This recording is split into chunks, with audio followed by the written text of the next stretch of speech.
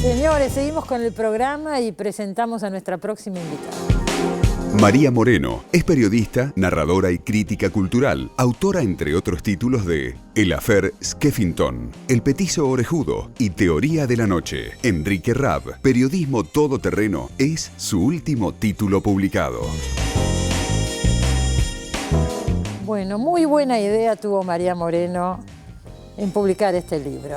Enrique Rabb, Periodismo Todoterreno. Mucha gente que nos está mirando por ahí no sabe quién es Enrique Rabb, porque como muy bien dice María, su obra, que es importantísima, y ahora vamos a contar un poco, no está tan difundida, no se le dio el espacio, tanto se habla de la crónica, pero no se nombra a Rabb. Es paradójico que en el momento de auge total aunque de la sea, crónica, se puede decir más bien de mercado de la crónica, que Rabb no aparece. se tardara tanto en editar. 10 años de periodismo antes del horror. Sí. Enrique Rabb, 10 años de periodismo antes del horror. Sí. Y eso es de 2007. Sí. Está totalmente libro, agotado. sí, y después está la biografía de Máximo Severri, que es Enrique Rabb, claves de una biografía crítica, que también es excelente, y hay algún tipo de alguna difusión, descubrimiento de crónicas, pero realmente me parece que hacía falta. Y la verdad que es mucho más agradable sacar un libro de otro, ¿no? Uno lo puede defender más. El prólogo, la selección de los textos, y aparte están divididos por temas, podríamos decir, hay un prólogo, hay una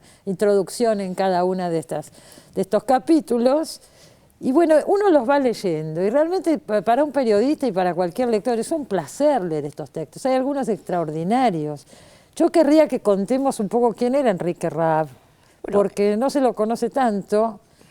Yo digo una sola cosa, fue periodista en la época gloriosa del diario La Opinión, de Primera Plana, de las revistas de Jacobo Timerman. Eso por un lado. Él es vienés, en principio se podría decir como, viste esa paradoja argentina que lo nuestro nació en otro lado, Cortázar es belga, sí. Gardel uruguayo, francés, bueno, se puede decir que nuestro gran periodista es vienés, nació en Viena en 1932, bueno, por supuesto vino acá perseguido por el nazismo, con su familia, cuando tenía 6 años, se puede decir que estudió en el Colegio de Buenos Aires, después se puede decir que es un producto nacional. Sí, absolutamente. Y empezó a hacer periodismo en el año 65 en los proyectos de Jacobo Timerman, que tenían la singularidad de tomar escritores, ¿no? Es decir, de buscar un perfil de periodista que tenga una gran cultura y que sepan escribir. Tenía una marca de Borges muy evidente, ¿no? Casi todos, pero me parece que eso lo hace excepcional. También, viste que yo pongo ahí todoterreno, ¿no? Creo que nadie ahora, que creo que generalmente los periodistas trabajan en una zona determinada, ¿no? Es decir, es la época del experto. Nadie tiene esa capacidad de pronto cubrir una movilización en Plaza de Mayo y después ir a Raviolandia, en Mar del Plata, para ver si están bien los precios, ¿no?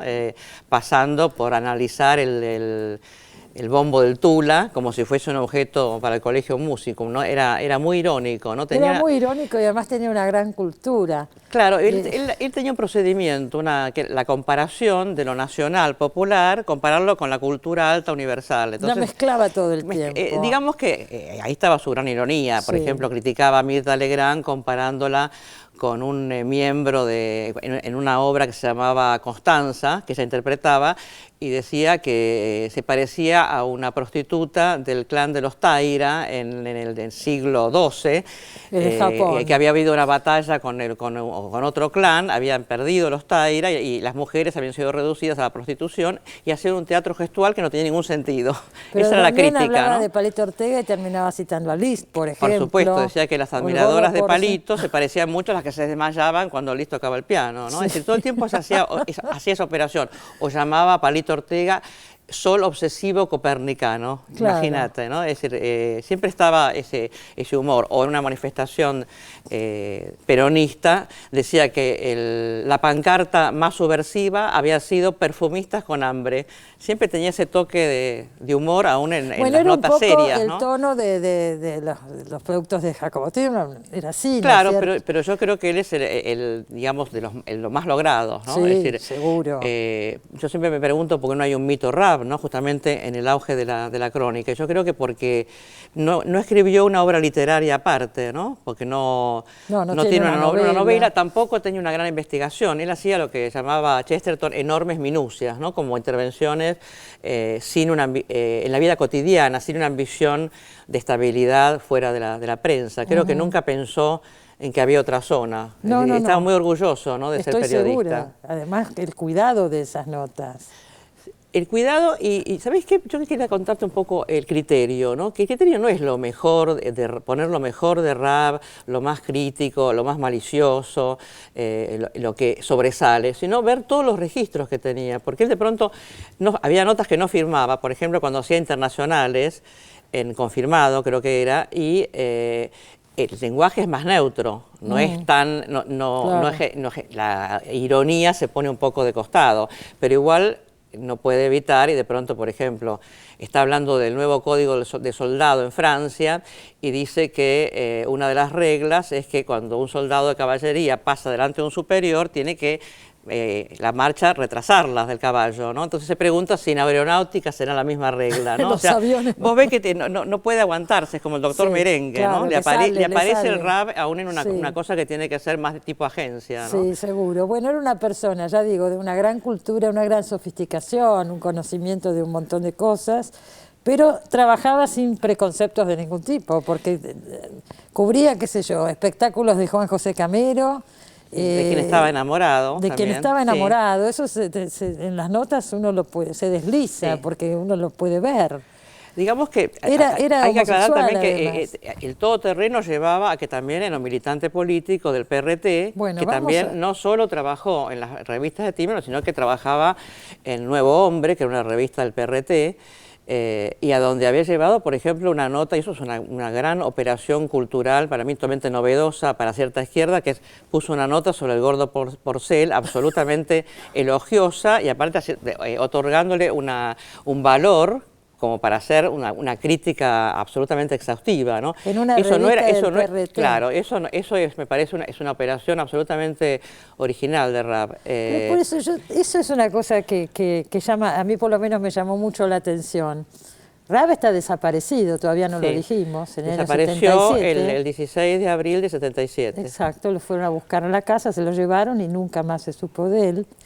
Pero digo, evidentemente era un militante del PRT, pero era una persona con una apertura que uno no lo puede ver en una organización, ni armada ni de ningún tipo. Era alguien que de pronto era un militante del PRT absolutamente convencido, supongo con críticas internas, porque es imposible que una persona como él no tuviera una visión de obediencia, crítica, por ejemplo. Claro, pero al mismo tiempo vos ves que tiene debilidad por Borges, que se fascina de pronto con Bertrand Russell, ¿no? Es decir, que conserva como diría, un gusto por los valores, ¿no? Que Borges no era bien mirado por muchos sectores, y mucho menos por la izquierda. Por eso digo.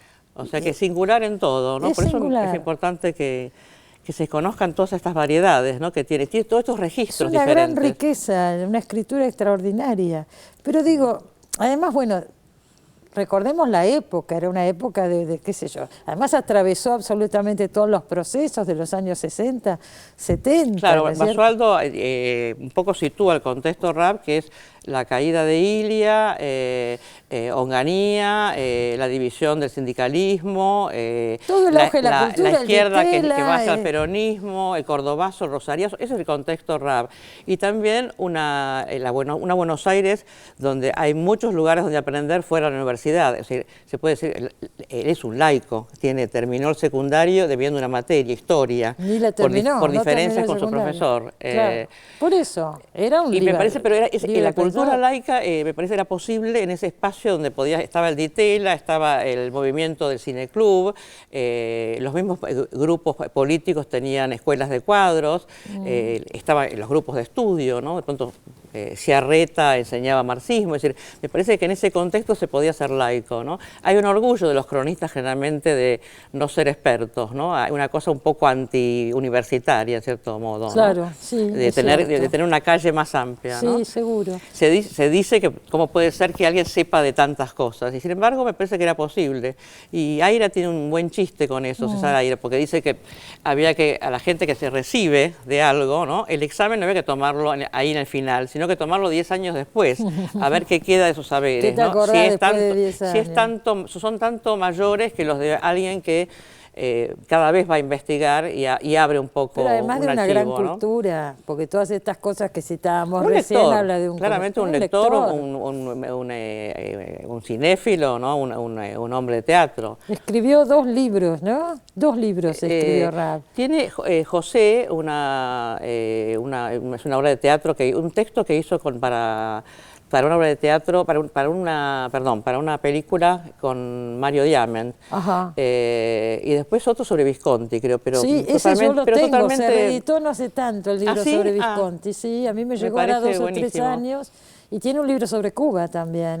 Claro, perdón, es cierto, las crónicas, pasa que tengo tendencia a pensarlo como en el estado anterior, que era cuando salieron en La Opinión, son crónicas que salen en La Opinión en el 74, en un viaje de la Cuba que va cubriendo diferentes aspectos y bueno, después Divinsky en La Flor publica el libro. El ¿no? libro, sí, y eso es todo, que no como está decíamos al principio, sí. no tiene novelas, no tiene libros de cuentos, entonces no se lo considera entre los escritores, digamos. Es un gran cronista y seguramente nunca aspiró a hacer otra cosa que cronista. Yo creo que no. Aparte en esa época me parece que no tenía el agregado de la palabra cronista. Él se consideraba un periodista y los periodistas tenían que escribir bien. Sí. Esa era bueno, una si no regla Timerman, diferente. ¿sabes cómo le claro. sacaba? Había gran exigencia, pero se nota con placer y un gusto. En el libro está contado la desaparición de Enrique Raab. Ya dijimos que lo fueron a buscar a su casa una madrugada.